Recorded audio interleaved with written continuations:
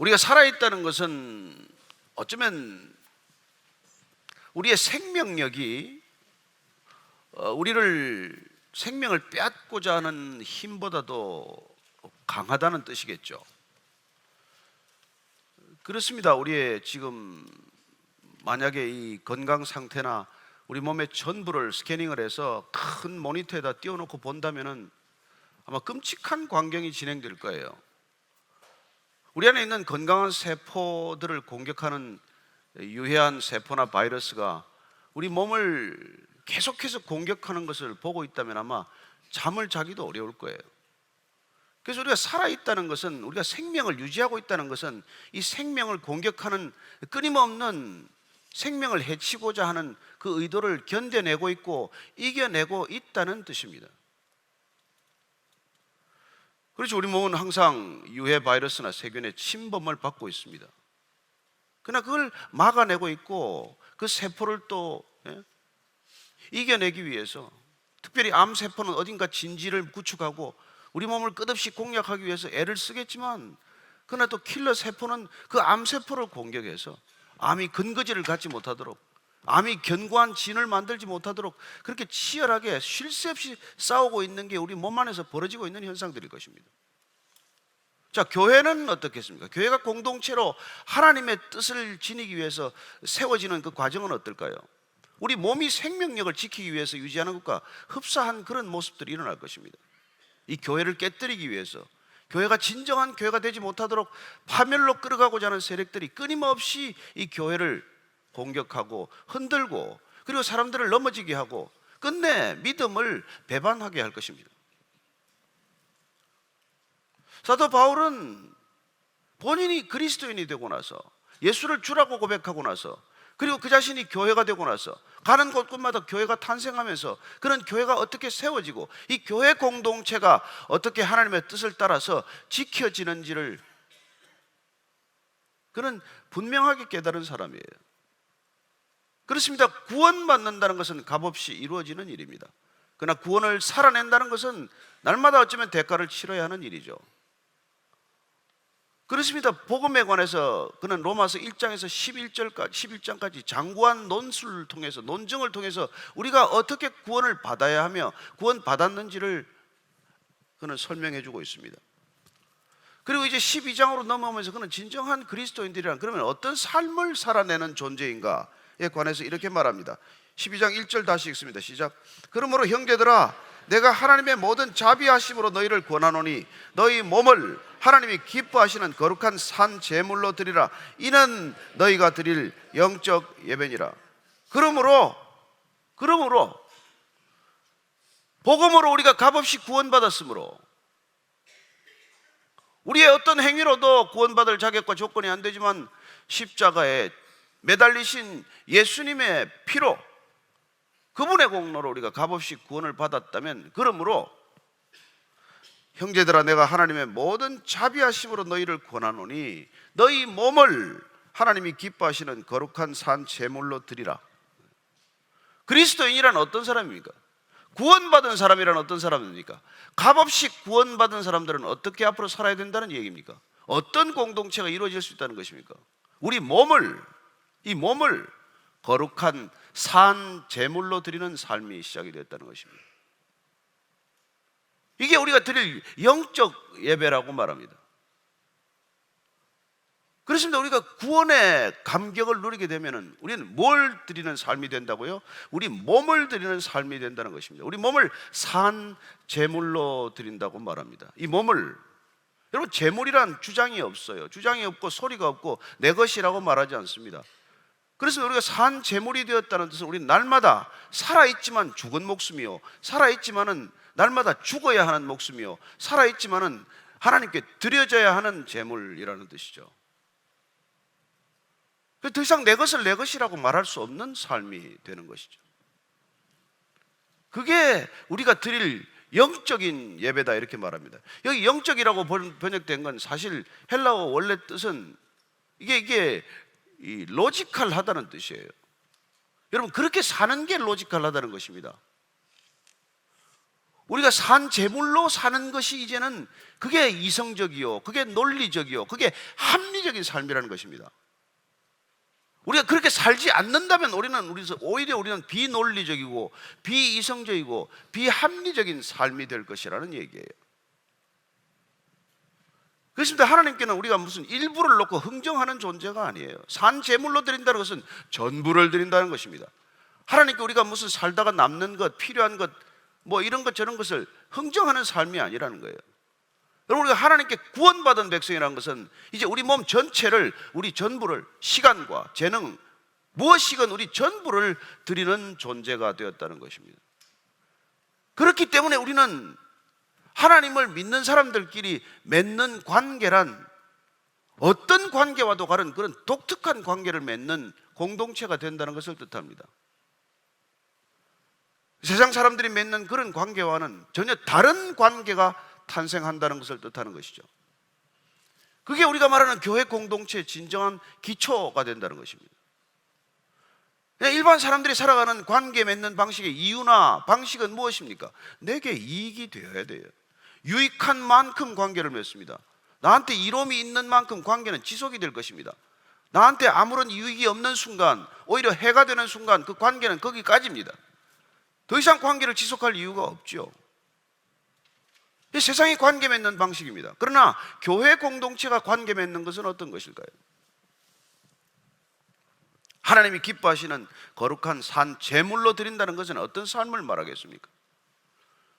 그래서 내가 더 이상 유익을 취하기 위한 관계가 아니라 내 전부를 드리는 관계가 되었다는 것입니다.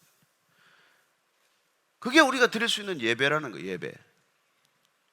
여러분들이 여기 와서 지금 예배를 드리고 있다고 우리가 지금 생각하지만 이 예배가 되기 위해서는 우리의 전부를 거룩한 제물로 드리는 마음가짐과 태도가 아니고서는 예배가 될 수 없다는 것입니다. 그런 예배를 드리지 않으면 우리는 가인과 가인의 제물을 연납하지 않았던 그런 예배가 되고 말겠죠.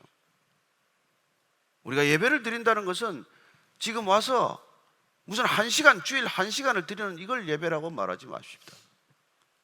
우리의 전부를 드리는 한 순간일 뿐이지만 내가 드리고 싶은 것만을 드리는 것도 아니요, 내가 원하는 시간을 골라서 드리는 것도 아니요, 나의 전부를 제물로 드릴 때만 하나님께서는 기쁘게 받으신다는 것입니다.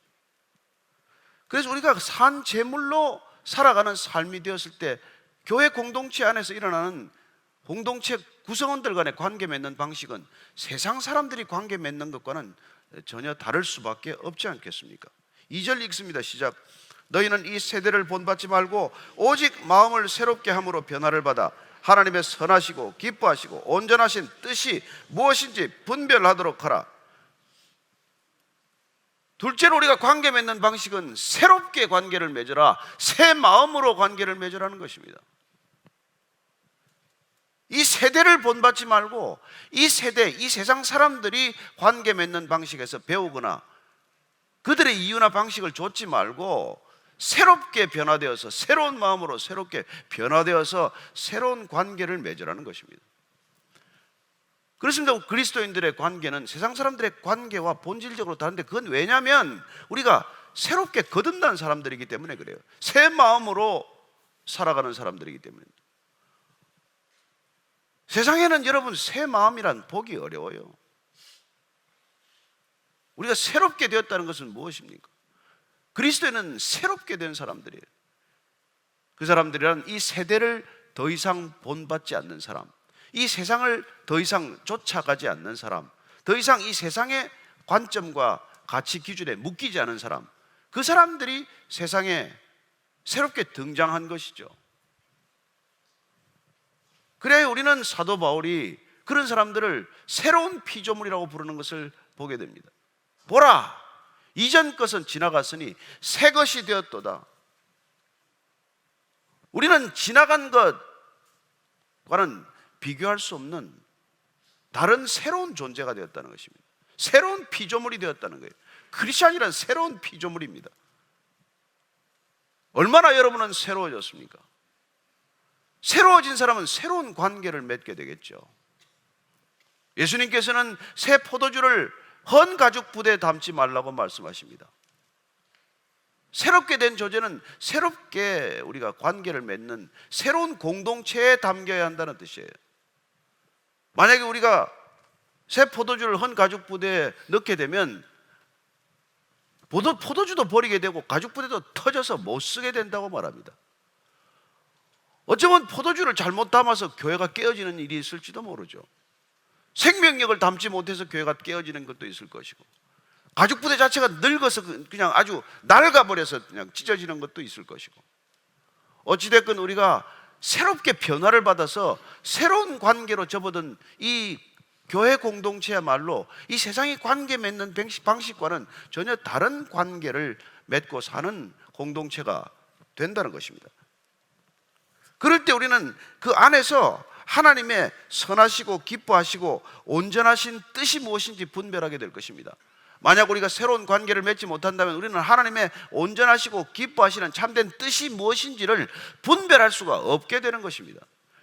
따라서 이 땅에 많은 교회들이 새롭게 관계 맺는 방식으로 들어간 새로운 공동체가 되지 않고서는 세상 사람들과 하등 다를 바 없는 관계를 맺고 사는, 세상과 구별되지 않는 것을 교회라고 말하게 될 것입니다. 그래야 세상이 더 혼란스러워질 것입니다. 저들도 우리와 함께 사는 것이 단 하나도 다르지 않은데 왜 교회라고 하나? 교회는 뭐가 다른가? 뭐가 달라서 교회라고 주장하는가? 세상 사람들을 혼란스럽게 만들겠죠. 저는 우리가 진정한 새롭게 마음을 고쳐먹음으로, 우리 마음이 달라짐으로, 여러분 김수환 추기경이 그런 말씀을 하셨더라고요. 머릿속에 있는 사랑이 내 가슴으로 내려오는데 60년이 걸렸습니다. 어쩌면 그가 마음으로 사랑할 수 있는 진정 마음의 변화를 받은 것이 60년 걸렸다, 그 말같이 들리기도 해요. 그러나 정직한 고백이겠죠. 어쩌면 그리스도인이 되는데 나는 60년이 걸렸습니다, 그런 의미를 담고 있을지도 모르겠습니다. 나는 참된 그리스도인이 되는데 60년이 걸렸습니다. 60년이 걸려도 그리스도인이 될 수만 있다면 다행이죠. 우리는 그리스도인이 아니면서도 그리스도인이라고 생각하는 버릇에 지금 젖어 있는 것이 문제라는 것입니다. 그리스도인이 아닌 사람들을 놓고 매주 예배를 드림으로써 그리스도인으로 착각하게 만드는 이 종교적 관행, 이게 지금 교회의 위기라는 것입니다. 아닌 줄 알면서도 아닌 것처럼, 마치 그리스도인인 것처럼 살게 하고, 그리스도인이 아닌 것을 스스로 알면서도 감추고 가리고 살게 하고,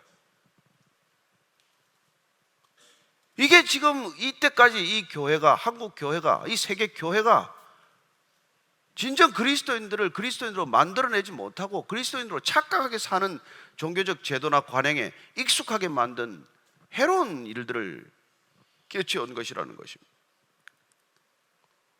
왜? 무엇 때문에 그런 일이 일어났을까요? 저는 바이러스 때문이라고 믿습니다.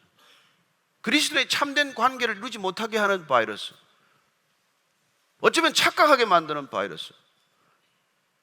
그래, 진정한 그리스도인들의 관계가 교회 안에서 점점 자라나지 못하고 시들어버리게 만들고, 그리스도인으로 착각하게 만들고, 그리스도인이라고 주장하고 고집하게 만드는 묘한 그 악한 유해 바이러스가 교회를 순식간에 점령해버리고 마는 것을 봅니다. 잠시 감정이 뜨거웠다가 정말 그리스도인인 것처럼 착각하게 만들고, 그 감정이 식어버리면 세상 사람과 하등 다를 것 없는 관계를 맺고 살면서도 우리는 그리스도인이다, 그런 착각을 저나 여러분들이 함께 하고 있는 이 모든 틀, 이 틀은 지금 유익한 것이 아니라 어쩌면 해로운 바이러스를 담고 있는 해로운 그릇이 되고 말았던 것이죠.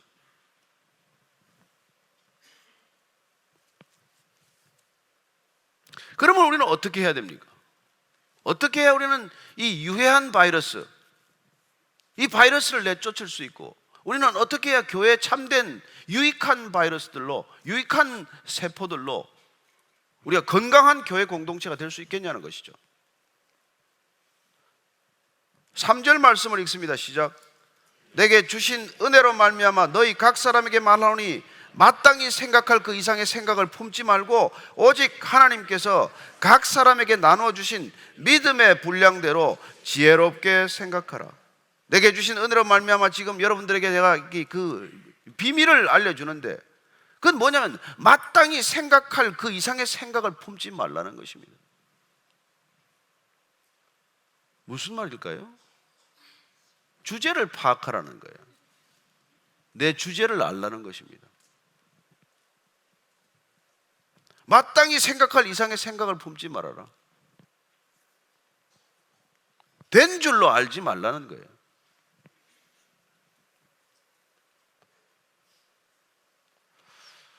오직 하나님께서 각 사람에게 나눠주신 믿음의 분량대로 지혜롭게 생각하라. 우리는 주제 넘은 생각들로 해서 교회 공동체가 어려워지는 것을 보게 됩니다. 마땅히 생각해야 할 이상을 생각하는 것이죠. 일종의 월권입니다. 그건 지체가 지체로서의 역할을 벗어나서 머리의 역할을 하는 거예요. 그럼 머리는 예수님 한 분이에요. 우리는 각 지체입니다. 손이 발에게 명령하지 않습니다. 눈이 코에게 명령하지 않아요. 머리에서만 명령이 가능한 것이죠. 우리는 어쩌면 주제를 잊어버렸기 때문에 남의 일에 간섭이 많아요. 참견이 많아요. 그러다가 고소고발이 많아요. 정말 마땅히 생각해야 할 분만 생각한다면, 자기 주제를 정확히 안다면 절대로 월권하지 않는다는 것입니다. 소크라테스가 뭐 달래 소크라테스입니까? 내 꼬라지를 알라, 그 말 잘해가지고 철학자가 된 거 아닙니까? 그리고 자기 자신은 내가 모르는 것을 한 가지 안다는 것밖에 없다는 것 아닙니까? 내가 모르는 것을 안다면 남의 모르는 것에 대해서 이러쿵저러쿵 하지 않는다는 것입니다. 그게 여러분 공동체가 교회 공동체다워지는 일이에요. 그리고 각 사람에게 나눠주신 믿음의 분량대로 지혜롭게 생각해라. 여러분, 지혜롭다는 말은 여기서 원래 뜻은 술 취하지 않고 정신 차리고 있다는 뜻이에요. 정신이 말짱하다는 뜻입니다.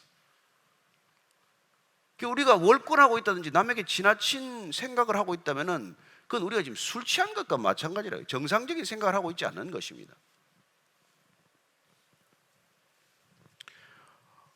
우리가 각자 믿음의 분량이 다릅니다. 믿음의 색깔이 다릅니다. 우리는 하나님을 만나는 믿음의 경로도 다릅니다.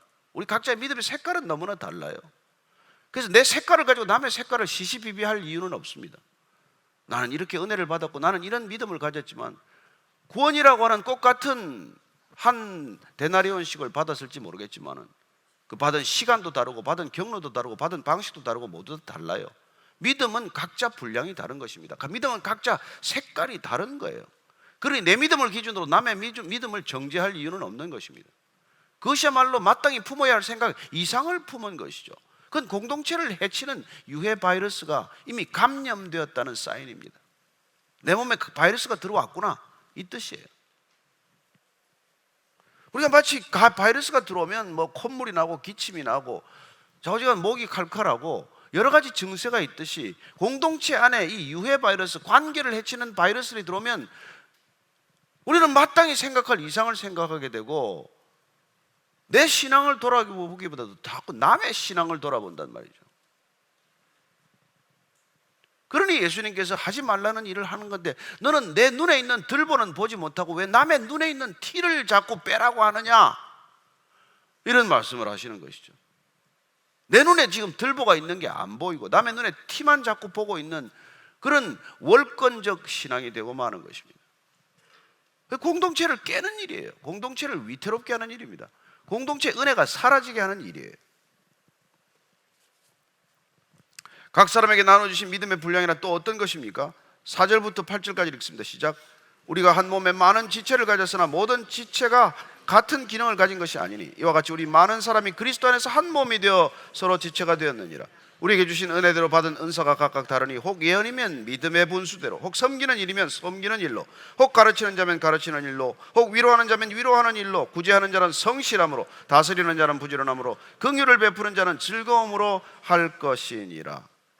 한 몸에 많은 지체가 있으니 모든 지체가 같은 기능을 가진 것이 아니라 맡은 바가 다 다르기 때문에 그 모든 사람들이 다 같이 함께 우리가 움직여야 진정한 공동체가 된다는 것입니다. 저는 이런 교회 공동체란 궁극적으로 우리가 말씀 공동체요, 성령 공동체요, 예배 공동체지만은 이 수많은 은사들이 합쳐져서 하나의 교회 공동체를 이루는 은사 공동체라는 것을 지금 사도 바울은 말해주고 있는 것입니다. 그러니까 여러분들의 은사가 발현되지 않는 것은 공동체로서 심각한 문제가 있는 것이죠. 공동체의 진정한 관계, 건강한 관계를 이루는데 무슨 문제가 되어 있다는 것입니다. 다시 말씀드려서 제가 맨날 설교하고 여러분 맨날 듣기만 하고 왔다 그냥 가기만 하고 하는 이런 형태는 교회 공동체가 아니라 심각한 병든 공동체의 조짐일 수도 있다는 것입니다.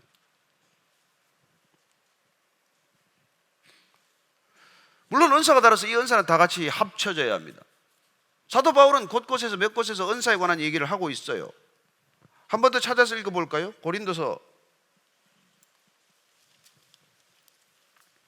고린도전서 한번 찾아보겠습니다. 12장 8절에서 10절까지 또 이런 은사를 주셨다고 말씀하십니다. 자, 시작. 어떤 사람에게는 성령으로 말미암아 지혜의 말씀을, 어떤 사람에게는 같은 성령을 따라 지식의 말씀을, 다른 사람에게는 같은 성령으로 믿음을, 어떤 사람에게는 한 성령으로 병 고치는 은사를, 어떤 사람에게는 능력 행함을, 어떤 사람에게는 예언함을, 어떤 사람에게는 영들 분별함을, 다른 사람에게는 각종 방언 말함을, 어떤 사람에게는 방언들 통역함을 주시나니 이 모든 일은 같은 한 성령이 행하사 그의 뜻대로 각 사람에게 나누어 주시는 것이니라. 이건 자기로부터 비롯된 것이 아니라 하나님께서 나누어 주신 은사다, 곧 선물이다, 이런 얘기를 합니다. 12장 그 뒷부분에 가보면은 27절 28절 이렇게 또 되어 있습니다. 읽어드리겠습니다. 너희는 그리스도의 몸이요 지체의 각 부분이라. 하나님이 교회 중에 몇을 세우셨으니 첫째는 사도요, 둘째는 선지자요, 셋째는 교사요, 그 다음은 능력을 행하는 자요, 그 다음은 병 고치는 은사와 서로 돕는 것과 다스리는 것과 각종 방언을 말하는 것이라. 에베소에도 은사에 관한 얘기를 그는 정리해두고 있습니다. 좀 짧게 정리를 했는데 에베소서 4장도 제가 읽어드리겠습니다. 그가 어떤 사람은 사도로, 어떤 사람은 선지자로, 어떤 사람은 복음 전하는 자로, 어떤 사람은 목사와 교사로 삼으셨으니 이는 성도를 온전하게 하여 봉사의 일을 하게 하며 그리스도의 몸을 세우려 하심이라. 우리에게 이런 다양한 은사를 주신 목적은 단 하나라는 것입니다. 교회를 세우고자 하는 하나님의 선물이라는 것입니다. 물론 제게는 말씀을 전하는 은사를 주셨습니다. 그러나 저는 이게 다스리는 은사도 부족하고 섬기는 은사는 더욱 부족합니다. 어떤 분에게는 섬기는 은사를 직접 주셨습니다. 어떤 분에게는 행정과 사람들에게 리더십을 허락하셔서 다스리는 은사를 주십니다. 대개 이 은사는 이렇게 크게 보면 세 가지 정도의 은사를 하나님께서 나누어 주신다는 것입니다. 말씀의 은사, 다스림의 은사, 섬김의 은사, 이런 다양한 은사들이 모여서 교회 공동체를 이룰 때 이때 비로소 우리는 교회의 진정한 모습, 그리스도의 참된 얼굴을 보게 된다는 것입니다. 공동체를 이루는 사람 전부가 자기의 은사를 발휘할 때, 자기의 은사를 가지고 교회의 몸을 이루어갈 때 마치 퍼즐 조각을 가지고 그림 하나를 완성하기 위해서는 한 조각도 없어서는 안 되는 것과 같지요. 1000피스의 퍼즐 조각이 있다고 하면 999개가 있더라도 나머지 한 해가 없으면 그림은 완성되지 않습니다. 그러므로 교회란 어떤 구성원이든 누구건 함께 모여서 온전한 한 얼굴을 이루어내야 그것이 교회 공동체가 아니겠습니까? 교회는 그런 뜻에서 은사 공동체라고 하는 것을 우리는 알게 됩니다. 그렇다면 여러분들이 교회에 수동적으로 와서 마치 관람객처럼 드리는 이런 예배, 저는 이걸 스펙테이터 워십이라고 그렇게 부르고 싶어요. 이렇게 우리가 예배를 드리는 것도 예배의 한 부분일 수 있겠지만, 그러나 우리가 말씀을 가지고 서로 그 말씀을 묵상한 것을 함께 나누고 같이 찬양하고 같이 기도하고 같이 기도 제목을 나누고 같이 삶을 나누고 같이 하나님의 시선을 따라서 움직이는 안식일이 된다면 온전한 하루가 주님께 드려지는 예배가 되지 않겠습니까? 이렇게 잠시 와서 예배드리는 것도 무슨 의미가 없다는 건 아니고 좋지 않다는 건 아니지만, 그러나 이거는 부족한 얼굴이 되기가 쉽다는 것이죠. 모두가 그리스도의 얼굴을 이루는데 퍼즐 조각이 빠지듯이 퍼즐 조각이 사방에 떨어져 나간 것처럼 어쩌면 흉물스러운 모습도 될 수 있다는 것입니다.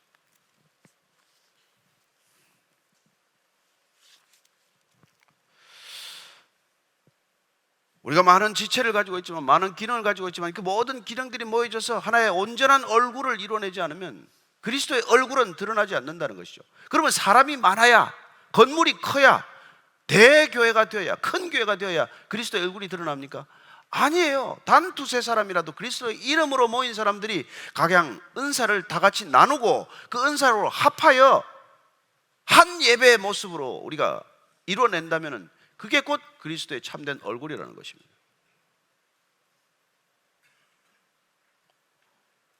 우리가 이렇게 점점 사람들이 많아져서 관계가 있는지 없는지도 모르는 사람들이 모여서 얼굴도 모르고 다니면서 이름은 고사하고, 그리고 우리는 어디 나가면 배식 교회 다닌다고 그런 얘기를 하는 공동체가 무슨 의미가 있냐는 거예요.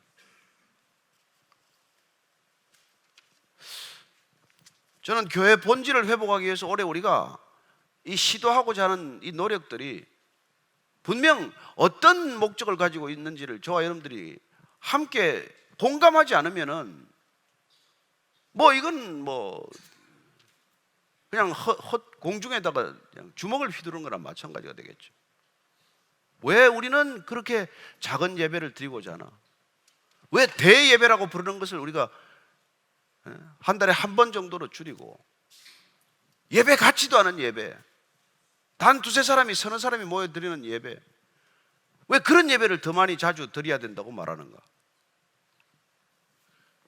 그걸 우리가 한번 깊이 서로 생각해 볼 때가 되었다는 것입니다. 어떤 예배가 참 예배냐? 신령과 진정으로 드릴 수 있는 예배는 어떤 예배인가?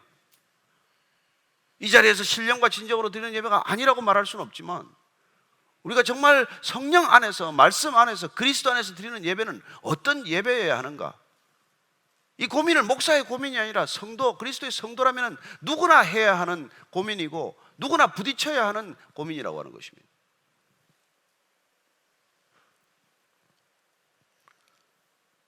그럼 이런 은사들이 함께 모여서 진정한 교회 공동체가 되려면 뭐가 또 전제가 되어야 되겠습니까? 9절 이하를 읽습니다. 시작. 사랑에는 거짓이 없나니 악을 미워하고 선에 속하라. 형제를 사랑하여 서로 우애하고 존경하기를 서로 먼저 하며 부지런하여 게으르지 말고 열심을 품고 주를 섬기라. 소망 중에 즐거워하며 환난 중에 참으며 기도에 항상 힘쓰며 성도들의 쓸 것을 공급하며 손 대접하기를 힘쓰라. 이래야 우리는 각 은사로 섬기는 교회 공동체가 될 수 있다는 것입니다. 첫째는 거짓 없이 사랑하라는 거예요. 사랑하는 채 하는 것이 아니라, 입으로만의 사랑이 아니라 정말 진실로 사랑하는 사랑이 있어야 한다고 말합니다. 악을 미워하고 선에 속하고 형제를 사랑하고 서로 우애하고 존경하기를 서로 먼저 하라. 그렇습니다. 교회 공동체는 먼저 서로 존경하는 사람이라고 말합니다. 저는 여러분들이 저를 존중해 준다고 믿습니다. 저도 또한 여러분을 존중하려고 늘 마음을 그렇게 먹고 있습니다. 그러나 존중한다는 것은 당신이 나보다 낫다고 하는 마음 없이는 불가능한 태도입니다. 내가 항상 우위에 있어 가지고서는 존중이 되지 않아요. 제가 35년 아내하고 살면서 마지막까지 해결이 안 된 문제가 바로 그 문제였습니다. 나는 겉으로는 존중했어요. 그러나 아내는 마음 깊은 곳에서 존중받지 못하고 있다는 것을 어느 날 선교지에서 문제를 삼기 시작을 했어요. 아부다비에 가서 석 달 동안 우리가 그때 단기 선교를 가 있는데 밤이 깊은 시간에 이제 이 얘기가 나와서 그 얘기를, 정말 당신은 나를 존중하냐? 뼛속 깊이 나를 존중하고 있냐? 근데 뼛속 깊이 무시하고 있다는 걸 알았어요. 예수 믿은 지도 벌써 오래됐고 성령 세례도 받았고 같이 먼 길을 걸어왔는데도 불구하고 뼛속 깊이 내가 존중하지 않고 있다는 걸 알았어요. 이제 변명 아닌 변명을 했습니다. 내가 자란 남쪽에서는 여자를 원래 사람 취급 안 했다. 아녀자는 사람 취급, 성인 취급을 안 했다. 그게 유전인자라서 그렇다. 그렇게 둘러댔지만 제가 그때 깨달았어요. 항상 나는 위에서, 나는 항상 높은 차원에서 늘 내려다보듯, 마치 정상에 있는 사람이 아랫사람들을 내려다보듯, 그래가지고서는 진정한 공동체가 안 된다는 거예요. 가정 속에서조차. 정말 내가 눈높이를 낮춰서 그 사람과 같이 눈을 마주치지 않고서는,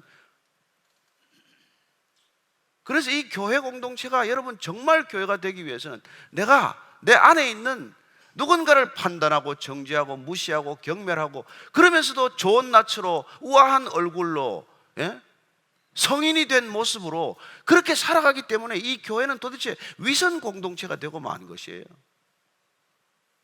정말 난 모르는 사람이 옆에 앉았지만 이 사람을 존경합니까? 존중하고 있습니까? 존중이란, 여러분, 내가 한다고 되는 것이 아니라 그 사람이 느껴야 되는 거예요. 말 한마디, 표정 한마디, 시선 하나, 제스처 하나, 이 모든 게 존중하고 있는지를 드러내는 거예요. 이게 우리가 인격적으로 새 마음이 되지 않고 변화를 받지 못하면 절대 안 되는 일이란 말이에요. 그래서 우리는 안 되면서 되는 척하고 살기 때문에 어느 종교보다도 우리는 위선적인 종교가 될 가능성이 큰 거란 말이죠.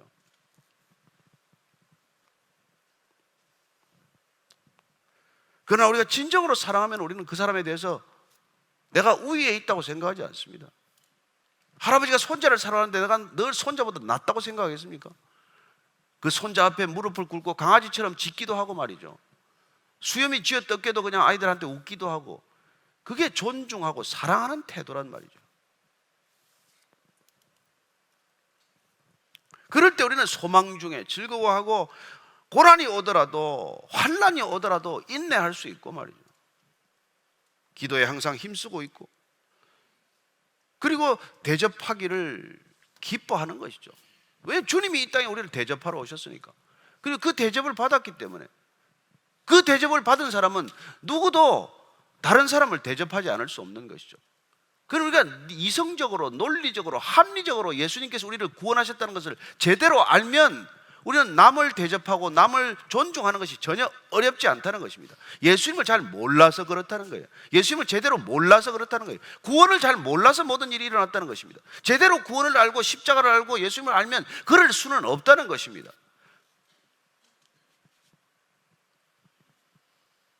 그래서 예수님께서는 끝까지 우리에게 대접하는 것을 가르치고 간 것이죠. 대접받고자 하는 우리의 본성을 거슬러서 무릎을 꿇고 제자들의 발을 씻기시면서 몸을 찢기시고 피를 흘리고 물을 다 쏟으시면서 그분은 대접받는 삶이 아니라 대접하는 인생의 본질을 우리에게 깨우치고 가신 것이죠. 그때 이 땅은 새로운 인류가 탄생할 것이고 새로운 교회가 탄생할 것이고, 이 교회 공동체는 세상의 질서와는 전혀 다른 질서, 세상이 이길 수도 없고 세상이 흉내낼 수도 없는 그런 공동체적 질서를 맛보게 될 것이라고 우리에게 말씀하고 계신 것이죠.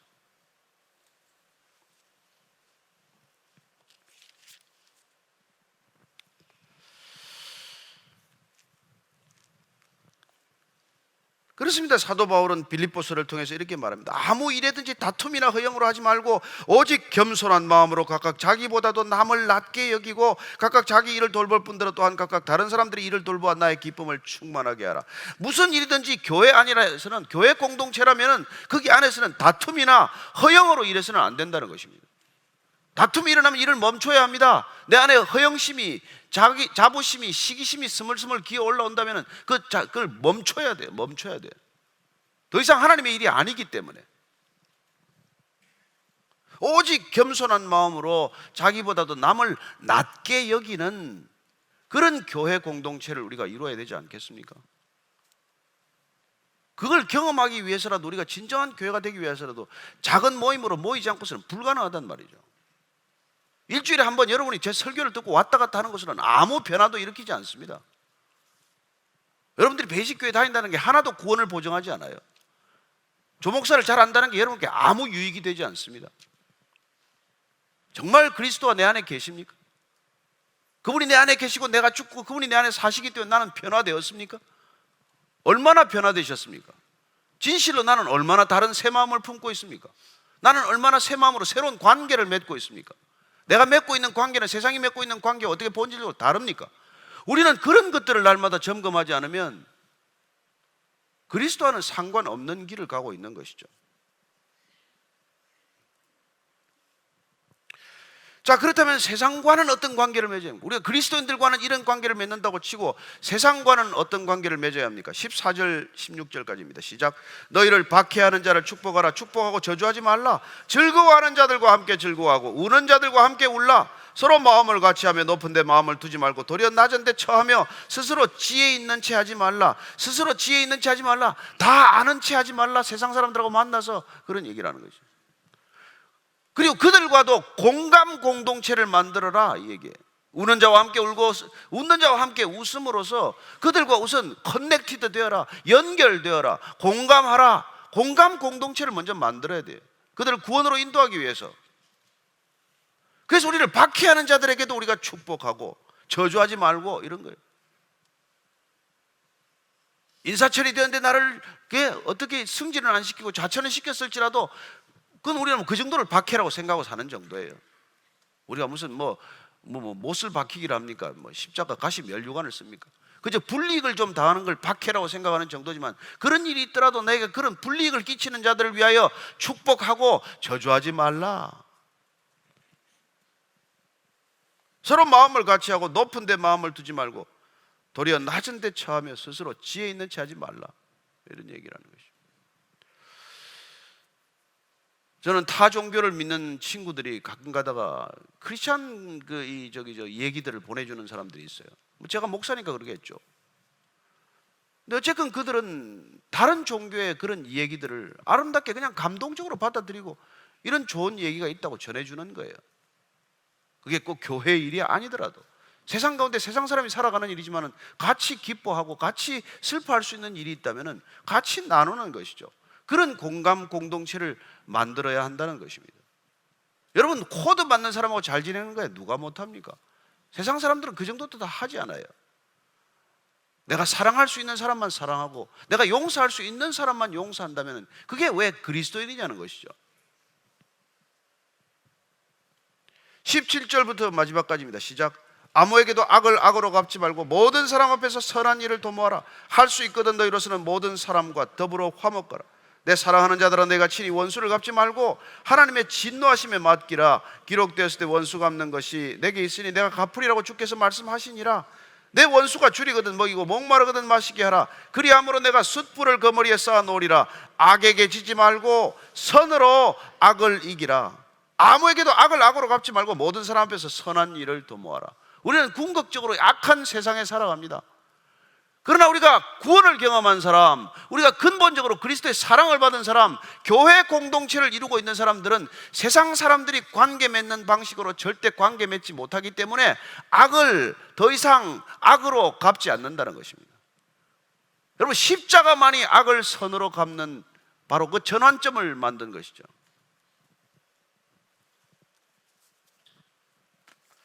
그래서 우리는 할 수 있거든 모든 사람들과 더불어 화목하다는 것입니다. 우리가 화목할 수 있는 사람들과만 화목하지 않습니다. 내가 용서할 수 있는 사람만 용서하지 않습니다.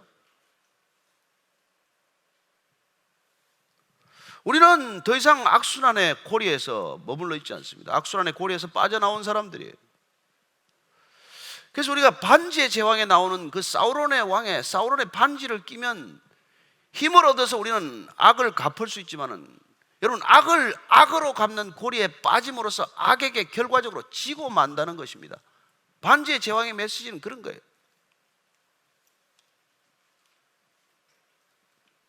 사우론의 반지를 끼고 악을 제거하게 되면 악을 제거하는 것이 아니라 악과 싸움으로써 악을 악으로 싸움으로써 악에게 이미 졌다는 것입니다.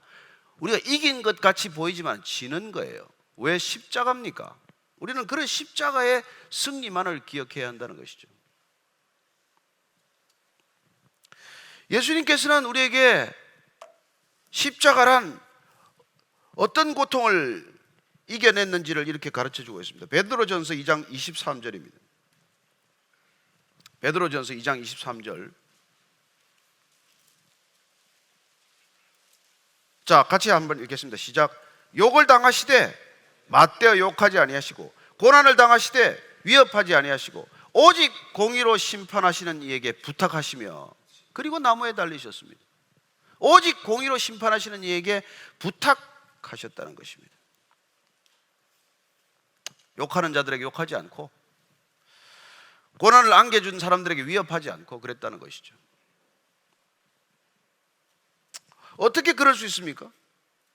예수님은 우리에게서 십자가에서 우리에게 이런 걸 알려주신 거예요. 예수님은 십자가에서 악과 악인을 구별하는 법을 우리에게 가르쳐 주신 것입니다. 그리함으로써 악과 타협하지 않고 악인을 용서하는 법을 가르쳐 주신 거예요.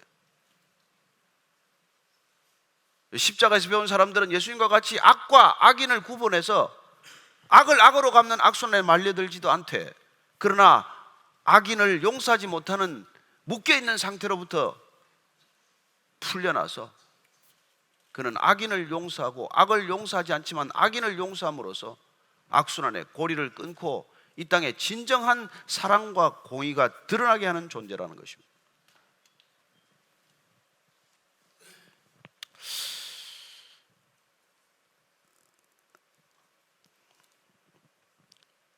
요새 복음이 전해지지 않는다고 탄식하지만은, 그래서 교회 성장을 위해서 죽을 힘을 다하고 있다고 하는 교회들이 많지만, 토저 목사님이 이렇게 말합니다.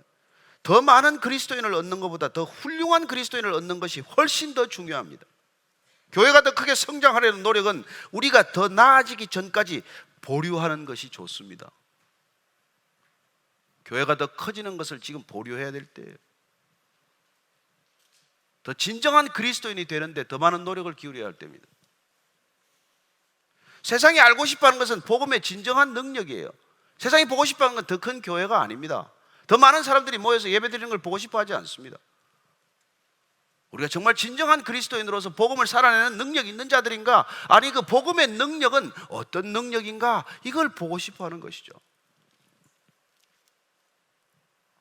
정말 우리 겉모습의 변화가 아니라 속사람의 변화를 보고 싶어 하는 것입니다. 근데 제가 지금 찾고 있는 게 이게 15일 날 뉴질랜드 총기 사고가 있지 않았습니까? 아시죠? 뉴질랜드 최악의 총기 사고가 나서 한 50명인가 죽었을 거예요. 무슬림 사원을 그렇게 무차별 반자동 소총으로 난사하는 바람에 그런 일이 있었죠. 그래서 15일 날 그 일이 있고 나서 나흘 후에 뉴질랜드 의회에서 저신다 아던 총리가 이렇게 연설합니다. 그는 자신의 테러 행위로 많은 것들을 얻으려 했고 그 중 하나는 악명이었습니다. 그게 바로 여러분들이 제가 그의 이름을 말하는 것을 결코 보지 못할 이유입니다. 그는 테러리스트입니다. 그는 범죄자입니다. 그는 극단주의자입니다. 그러나 제가 그에 대해 말할 때 그의 이름은 불려지지 않을 것입니다. 다른 이들에게도 간곡히 요청드립니다. 그들의 목숨을 앗아간 남자의 이름 대신 목숨을 잃은 이들의 이름을 불러주십시오. 그가 악명을 얻으려 했는지 모르겠지만 여기 뉴질랜드에서 우리는 그에게 아무것도 주지 않을 것입니다. 이름조차도. 멋있죠? 총리면 이 정도 연설해야 되는 거 아닙니까? 한 나라의 총리, 한 나라의 정치인이라면 이 정도 연설의 능력 가져야 되는 거 아닙니까? 그리고 무슬림들의 마음을 품고 온 국민이 통합할 수 있는 이런 스피치는 나와야 되지 않습니까?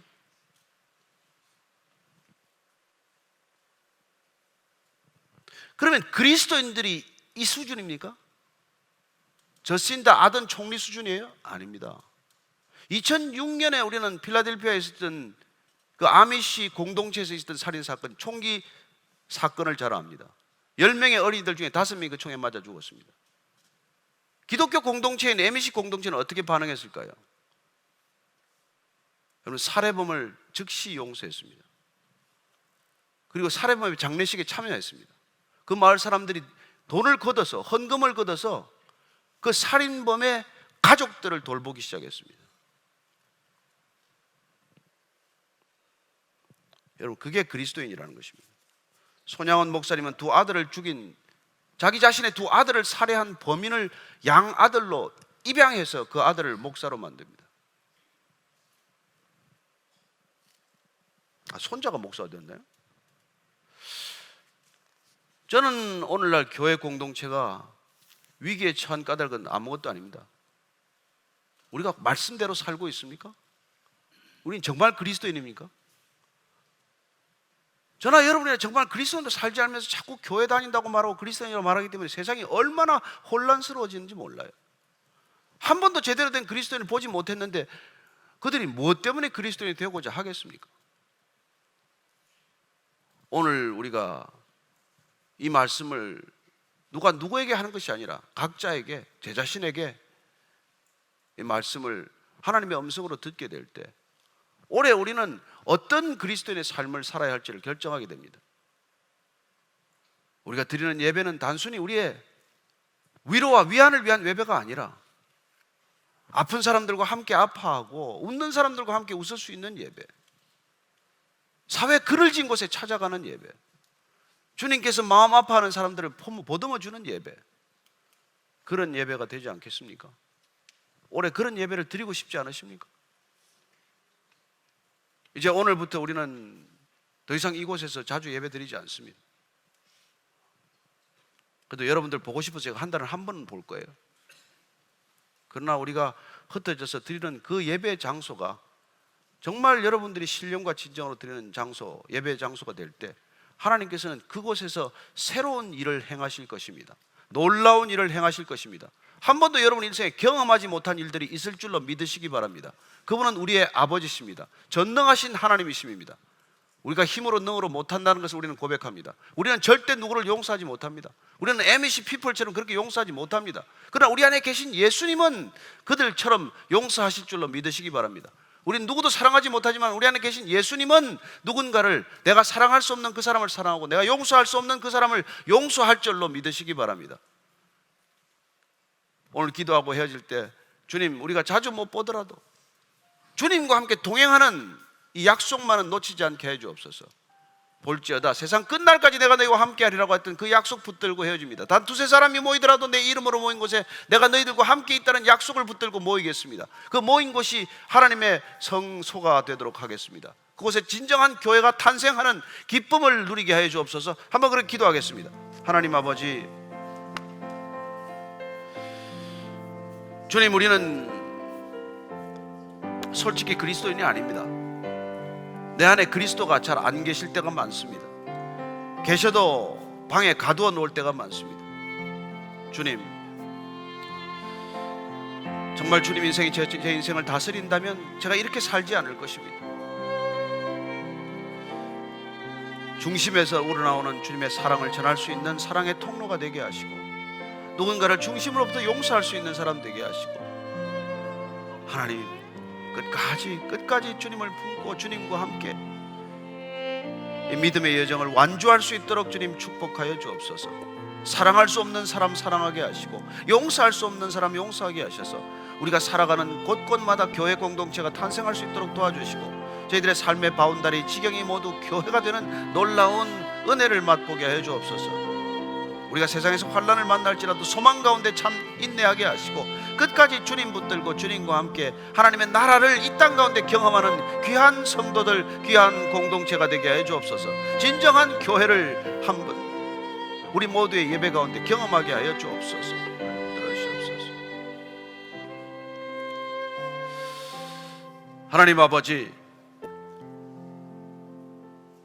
십자가를 통해서 우리에게 보여주신 새롭게 하신 이 공동체가 하나님 세상과 다른, 본질이 다른 능력 있는 공동체임을 고백하오니 주님, 그 능력 우리에게서 비롯된 것이 아니라 주님께서 비롯된 것이오니, 이 세상으로부터 비롯된 것이 아니라 십자가 골고다 언덕에서 비롯된 것이오니 하나님, 그 능력이 흘러 땅끝까지 이르러 하나님의 나라, 하나님의 예배가 이루어지는 것을 보게 하여 주옵소서. 예수님 이름으로 기도합니다. 아멘.